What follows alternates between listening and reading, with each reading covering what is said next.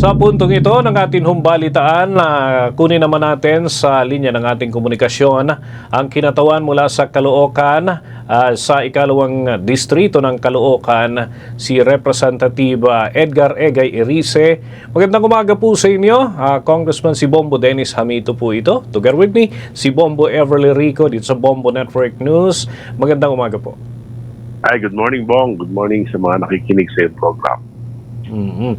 Kung unang-una, hindi pa makamove on yung marami ho dito sa 2026 budget at marami mga pag-question. Pero kayo, dinala nyo mismo sa Korte Suprema yung usapin po ng pork barrel at iba pang issue dyan sa 2026 national budget. Could you please enlighten us about dun po sa inyong naging petisyon sa kataas-taasang hukuman?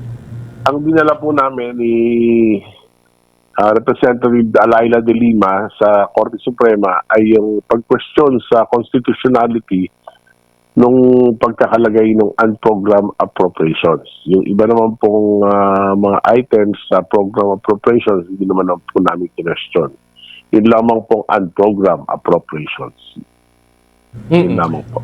Okay. So ano ho yung nakikita po ninyo na danger o panganib na posibleng epekto nito na idulot ho sa ating pambansang pondo the moment na manatili yung unprogrammed allocation po na ito, Representative Erice? Yung pong nakaraan na tatlong taon, 2023, 2024, 2025, national budget, nakita po naman natin na nagamit yon yung pong unprogrammed appropriations upang masalaula yung budget ng ating bansa, ng ating Pangulo, ng kanyang development plan. Dahil tinanggal po yung mga mahalagang items dun sa program appropriations at inilipat po sa unprogram. At pagkatapos pinalitan ng mga mga anomalous, ghost projects, mga substandard projects. Sa kasaysayan ng unprogrammed appropriation, pinakamalaki. 2019 po, 800 billion mahigit. 2023, 800 billion mahigit. 2024, 700 billion. At 2025, mahigit 300 billion. Nagamit po ito para nga pagpalitin. Kasi po yung unprogrammed appropriations, wala po yung kaakulang katapat na pondo. Halimbawa po, itong 2026 national budget natin, almost 6.8 trillion, yung pong 5.1 yung pong gastusin yun, itemized na gastusin, 6.8 trillion. Yung may panggagalingan po yan na definite.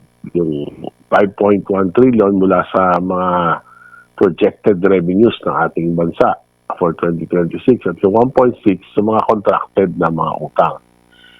Okay na sana yun. Kaya lang po dinagdagan pa nila ng another 151 billion na unprogrammed appropriations. Ito po ay walang katapat na pagkukunan ng pondo. Kaya po sa Article 7, Section 22 ng ating saligang batas, na maliwanag naman po doon na yung GAA, General Appropriations Act, ay dapat nakalagay doon hindi lang yung gagastusin, yung budget of expenditures, kundi kasama po sa inaaprobahan ng Kongreso yung source of financing, yung panggagalingan ng pondo. Kaya po ito ay labag sa konstitusyon dahil may budget of expenditures pero walang panggagalingan ng pondo o source of financing. Ito po yung kina-question namin upang sa ganun matuldukan na hindi na lahat ng mga magiging budget natin mula ngayon hanggang sa mga susunod na panahon wala na talagang unprogrammed appropriations. Okay, Representative Erice, ang akin hong katandem dito si Bombo Everly Rico. May ilang punto rin po na nais pong maitanong po sa inyo. Bombo Ever, with your question. Alright. Kung dako po tayo dito sa mainit din pong pinag-uusapan sa issue nga po ng impeachment sa dalawang pinakamataas po nating opisyal sa ating bansa, kay Pangulong Ferdinand Marcos Jr. at kay Vice President Sara Duterte. Ano po yung posisyon nyo po dito? Sa tingin nyo po ba uusad po ito considering na dalawang taon na lamang halos yung remaining po ng atin pong matataas na opisyal para po sila'y umalis na sa pwesto. Sa tingin niyo po ba usad po itong impeachment issue na ito? Well, hindi po natin malaman. Talagang depende po yan sa mga mangyayari. Kasi po, alam naman natin na talaga iginakasa na yung impeachment complaint laban kay BP Sara noon pa. At sa akin din po, may mga lumapit na kinakasa naman po yung impeachment complaint laban kay Pangulong Bongbong Marcos. So, siguro po, yan sa bagong rules ng Korte Suprema, doon sa sinabi nila na dapat dumaan at dindingin pa ito sa Committee on Justice at bigyan ng pagkakataon na sumagot yung mga akusado. So, yan po yung mangyayari. Kung sakasakali pong maipafile yung mga yan, may panahon naman ng nabibigyan sila ng due process. Bigyan sila ng pagkakataon na sagutin yung bawat aligasyon. Ako naman po, para sa akin, I would rather have a pre-mine na pag dumating na sa Kongreso, ang batayan ko sa pagboto kung ano yung nakikita kong mga ebidensya. Alright. Kung pagbabasehan po natin itong rules ng Kamara de Representantes, pwede bang pumili ang mga mambabatas kung aling impeachment mo yung kanilang uunahin kung sakaling dalawang kaso po ang mahihain po dyan sa mababang kapulungan? Kung ano po, depende po kung sino yung mauna, di siyempre siya maunang madinggit. Ganun naman po yan. At hindi naman pwedeng hindi dinggin kung may nag-file po ng impeachment. Alright. Bombo Dennis. Opo.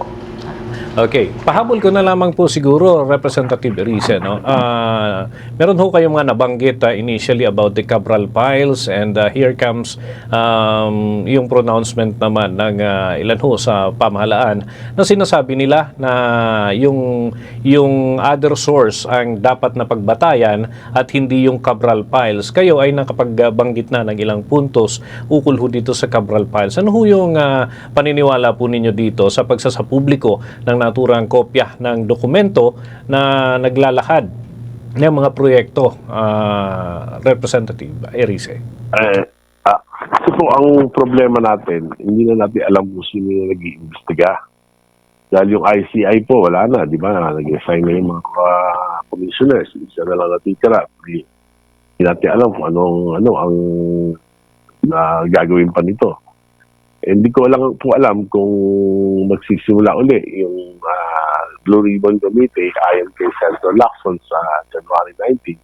Pinakamaganda po siguro, tawagin lahat yung mga nagpipresenta, yung sa Cabral Files na pinipresenta ni Congressman Libiste. Di tingnan kung meron man na record sa DPWH o kung sino man may mga hawak pa. Di pag-aralan na tingnan. Mas maganda po. Patawag. Madali naman po yan.